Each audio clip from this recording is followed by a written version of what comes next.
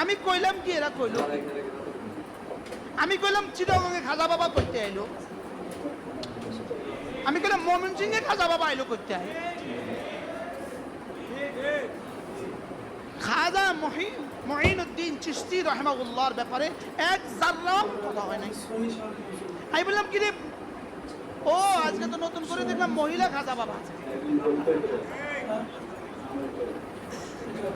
মহিলা খাজা মা নাম কি, মা বলেন না, মা লাইলি পাগলিনী। আসলে কি হয়েছে উম্মতে মুসলিমা, উম্মতি মুসলিমা দেমাগে কি হয়েছে?